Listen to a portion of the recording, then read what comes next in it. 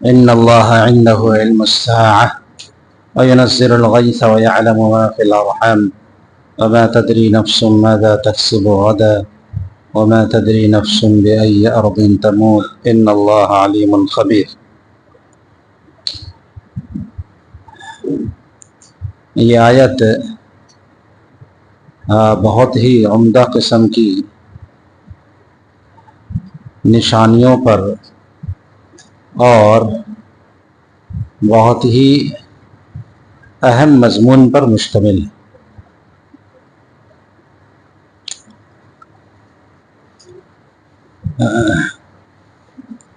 ہم یہ کہتے ہیں کہ اللہ تبارک و تعالی نے جناب محمد رسول اللہ صلی اللہ علیہ وسلم کو بہت سارے علوم سے نوازا تھا، اولین و آخرین کا علم دیا تھا آپ کو، اس میں کوئی شک نہیں۔ جتنا علم آپ کو ملا تھا تمام انبیاء کو، تمام فرشتوں کو اتنا علم نہیں ملا، اس میں کوئی شک نہیں، لا ریب۔ لیکن سب کا حاصل یہ ہے کہ اللہ جتنا دیتے تھے اتنا ہی جانتے تھے، اللہ نے جتنا دیا اتنا ہی نبی نے جانا، اس سے زیادہ نہیں جانا۔ یہی ہے نا صحیح؟ ایسا یہی ہے نا؟ ایسا تو نہیں ہے نا کہ نبی جی کو ایسا علم تھا جیسے اللہ کو علم تھا، ایسا تو نہیں ہے نا؟ نبی کا علم اللہ کے علم کے برابر نہیں ہو سکتا، ہو ہی نہیں سکتا۔ اللہ خالق ہیں اور نبی مخلوق ہیں، کیسے ہو سکتا ہے برابر؟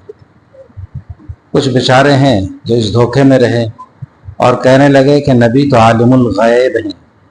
عالم الغیب کا مطلب ہر ذرے کا علم، ہر چیز کا علم، ایک ایک چیزوں کا علم، اولین کا علم، آخرین کا علم، قیامت سے پہلے کا علم، قیامت کے بعد کا علم، کچھ بھی چھپا ہوا نہیں۔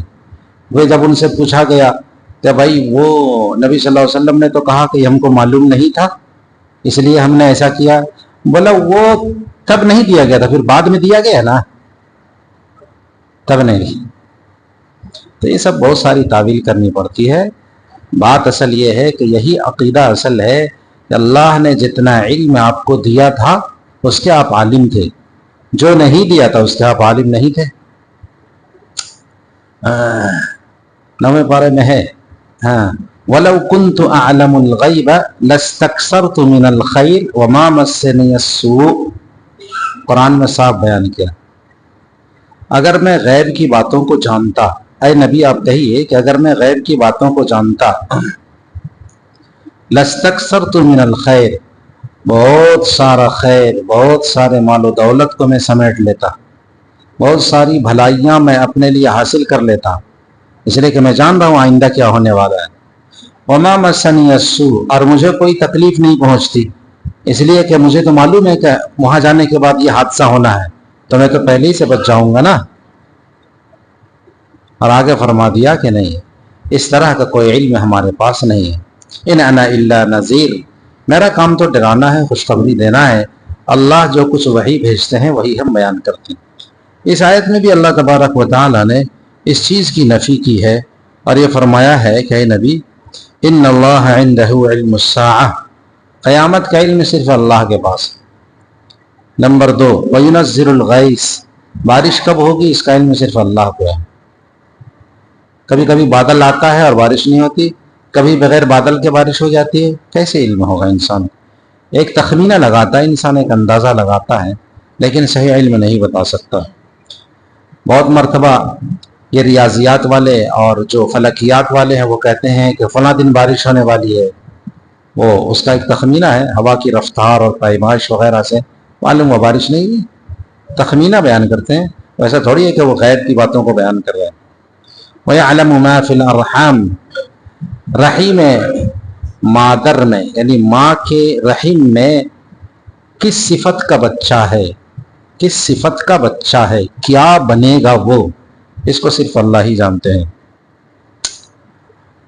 اچھا جی، وَمَا تَدْرِي نَفْسٌ مَاذَا تَكْسِبُ غَدًا، کل کو انسان کیا کمائے گا، کیا کمائے گا یا کیا عمل کرے گا، اس کو بھی صرف اللہ ہی جانتے ہیں۔ وَمَا تَدْرِي نَفْسٌ بِأَيِّ أَرْضٍ تَمُوتُ، کہاں مرے گا، اس کا بھی صرف کس کا علم، کس کو علم ہے؟ اللہ کو علم ہے. ان اللہ علیم خبیر، اللہ جاننے والا ہے، بڑی خبر رکھنے والا ہے.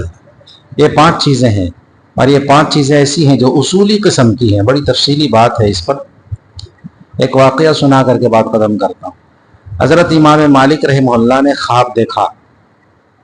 حضرت امام مالک رحمہ اللہ بہت بڑے امام ہیں اور امام دار الہجرہ کہلاتے ہیں، یعنی مدینہ منورہ کا امام، بہت بڑے امام صاحب.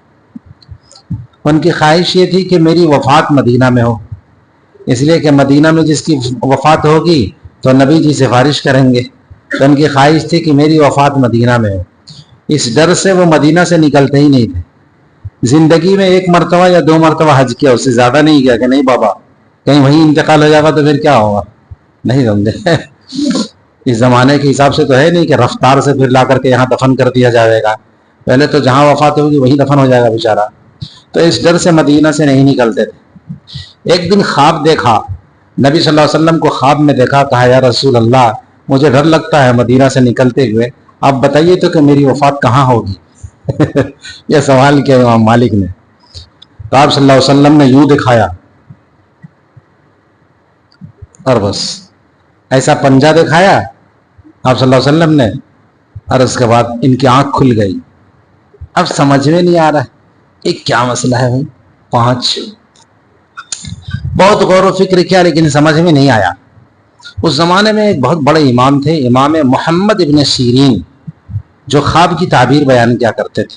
زبردست عالم گزرے ہیں، حسن بصری کے زمانے کے ہیں. تو ان کے پاس ایک عالم کو بھیجا، یہ جا کر کے پوچھو تو کہ ایک آدمی نے اس طرح کا خواب دیکھا، میرا نام نہیں بتانا. امام مالک نے کہا کہ میرا نام نہیں بتانا، جا کر کے یہ کہنا کہ ایک صاحب نے اس طرح کا خواب دیکھا ہے. وہ صاحب گئے اور کہا کہ محمد ابن سیرین حضرت ایک صاحب نے اس طرح کا خواب دیکھا ہے کہ آپ صلی اللہ علیہ وسلم کو دیکھا. انہوں نے کہا کہ میری وفات کہاں ہوگی.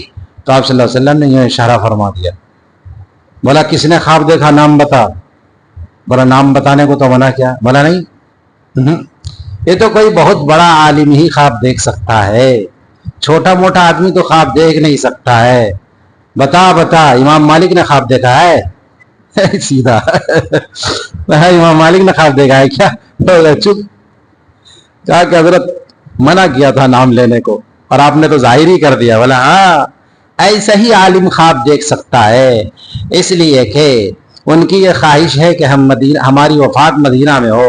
انہوں نے پوچھا نبی جی سے، تو نبی نے قرآن کریم کی اس آیت کی طرف اشارہ کر دیا کہ 5 باتوں کا علم مجھے بھی نہیں ہے، مجھ سے کاہے پوچھتے ہو. وما تدری نفس بأي أرض تموت، مجھے کیوں پوچھتے ہو، قرآن کریم میں ذکر نہ ہے. ادھر دیکھو، یہ اشارہ کیا کہ اس آیت میں غور کیوں نہیں کرتے ہو. ارے آئی بات سمجھ میں.